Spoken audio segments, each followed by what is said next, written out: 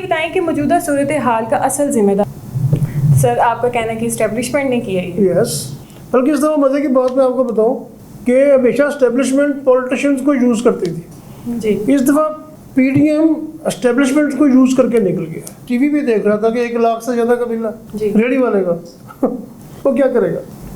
ये बिजली के बिल रिलीव करे दिए जा सकते ही नहीं, अवाम चाहे भी तो।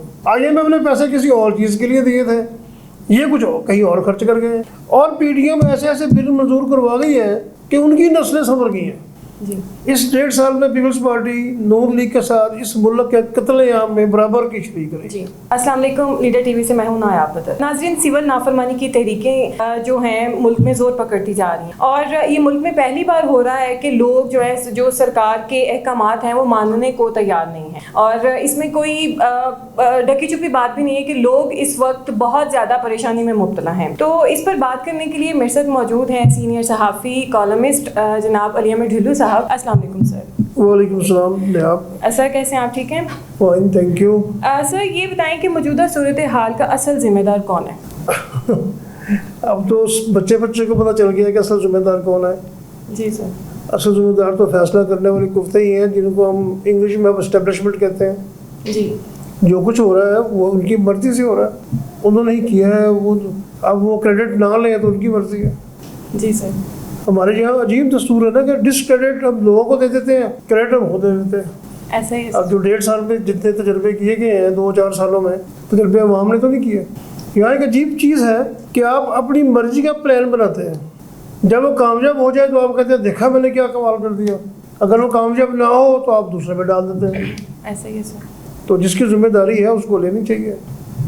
सर आपका कहना है कि इस्टेब्लिशमेंट ने किया है। यस, वही जिम्मेदार है। तो सर अभी फिर जो हालात हैं इस्टेब्लिशमेंट ठीक क्यों नहीं करती है सब? उसके बस से बाहर निकल गए हैं। देखिए, हर अदारे का एक काम है, एक ट्रेनिंग है। ये उनका काम है नहीं।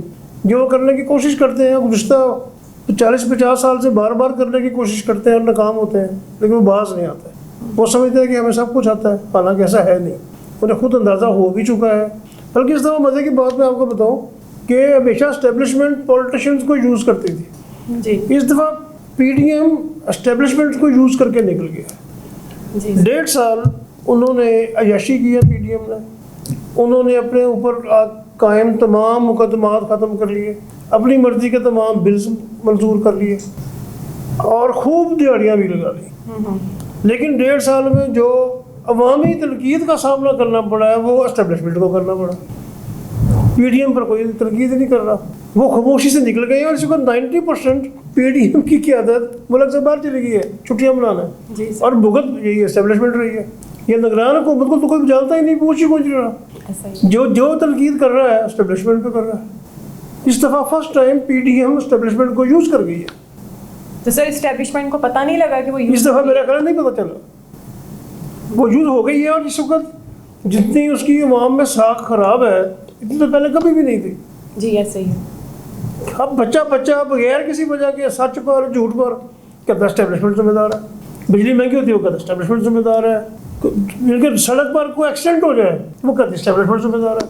हॉस्पिटल में बदमनी हो जाए, कोई मरीज मरते हैं वो कहते एस्टेब्लिशमेंट जिम्मेदार है। यानी कि पॉलिटिशियनों को आपको तनकीद कर ही नहीं रहा।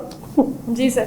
सर देखिए ना, पीडीएम को लाने वाले भी तो एस्टेब्लिशमेंट मैंने फिर कहा ना कि हमेशा पहले भी गवर्नमेंट लाती है तो एस्टेब्लिशमेंट ही है जी, लेकिन तनकीद हमेशा पॉलिटिशियंस पे होती थी। इस बार पॉलिटिशियंस पर कोई तनकीद नहीं हो रही। एस्टेब्लिशमेंट अपने बनाए हुए जाल में खुद ही फंस गई है। सही बात है। तो सर जो फिर मुल्क डे बाय डे इसकी सूरत हाल बिगड़ती जा रही है, ये हालिया जो सूरत हाल है, ये बिजली के बिल, इलेक्ट्रिसिटी के, ये जगह जगह एहतजाज हो रहे हैं, तो फिर एस्टेब्लिशमेंट क्यों खामोश है? वो खामोश तो नहीं है, अपने तौर पर कोशिश कर रही होगी, लेकिन मुझे नहीं लगता कि अब वो भी सब हालात संभाल सके। देखिए, हर चीज़ की एक लिमिट होती है। एक क्लास में बच्चे शोर कर रहे हो तो आप वहाँ एक टीचर भेज देते हैं हाथ में स्टिक दे करके सबको खामोश करो। वो जाकर टेबल पर स्टिक मारता है, 2-4 बच्चों को डांटता है, वो चुप हो जाते हैं। लेकिन 5-7 मिनट के बाद आहिस्ता आहिस्ता फिर शोर शुरू हो जाता है। अब जिस जगह पे हालात पहुँच गए हैं और जितने अब एक बंदे की मेरे पीछे आज ही दोपहर को एक फ़ोन आया, एक कमरे के घर में एक खतून रहती है, 10,000 किराया देती है, उसका बिल 20,000 है। तो वो क्या करे? अदब की एक लिमिट है ना। जी सर। अब 1 महीने तनख्वाह नहीं देंगे, लोग चुप कर जाएंगे, 2 महीने नहीं देंगे, तीसरे महीने फट पड़ेंगे। ऐसे ही। अब जब उनकी बसात से ही निकल गया है बिल, वो क्या करे? टीवी भी देख रहा था कि 1 लाख से ज़्यादा का बिल है रेडी वाले का वो क्या करेगा? सर ये देखें, वो तो बिल्कुल सर पकड़ के अवाम बैठी हुई है। अब यहाँ गलती कहाँ पे हुई है? एक वो सब्जी वाला है, मेरा नहीं ख्याल उसके घर में एसी भी होगा, तो उसका बिल 1,04,000 कैसे आ सकता? क्या जो हमारे एक तो बिजली महंगी हुई है जी, एक मिसमैनेजमेंट भी है। वो मिसमैनेजमेंट तो हमेशा से होती थी, वो उसको नजर नहीं आती थी, लोग बर्दाश्त कर जाते थे क्योंकि उनकी लिमिट के अंदर थी। ऐसे ही फर्ज करें मेरा बिल 20,000 है, किसी महीने 25 आ गया तो मैं चुप कर जाता था, चलो ठीक हो जाएगा। अब 20 के बजाय जब 50 आ जाएगा जी, फिर तो मैं शोर डालूंगा जी, ऐसा ही है। इनकी बिजली भी महंगी हुई है, मिसमैनेजमेंट भी है, वापडा वालों ने अपने घरों को बिल नहीं भेजे। ये जो बिल होता है ना, एक्चुअली ये बिल जो मीटर नजर आता है आपको, इसके ऊपर नहीं होता, ये पूरे इलाके की इकट्ठी बिजली होती है, एक एसटीओ के अंडर या एक एक्सटीएन के अंडर, तो वो उन्होंने पूरी करके वापडा को देनी होती है। वो किसी को बिल ज़्यादा डाल देते हैं, किसी को कम डाल देते हैं। ये तो गलत बात है ना। लेकिन देखिए, सबसे पहले जो ज़रूरी है कि हमारी बेसिक गलत है। 1.5 साल इन्होंने लगाए, जाते वक्त वो कर क्या गए हैं? 700 अरब से ज़्यादा तरक्याती फंड MNA को दे गए हैं जी। 80 अरब के जनाब वो लैपटॉप बांट गए हैं। 45 अरब की तो करप्शन खुद जनरल साहब ने कहा कि शहबाज शरीफ ने की है। इवन अब यौम आज़ादी पर हमने कम से कम 3-4 अरब रुपये खर्चे हैं। वाई? जिसके घर में एक मरीज बैठा हो वो खुशी मनाता, या जिसने कर्जा देना हो वो को खुशी मनाता। यौम पाकिस्तान, यौम आज़ादी की हमें सबको खुशी है, लेकिन उतनी खुशी मनाओ जितनी हमारी औकात है। चादर देख के पाँव फैलाए। जी सर। मोटरवे ज़रूर बनने चाहिए, लेकिन बिजली के बिल की कीमत में तो नहीं बनने चाहिए।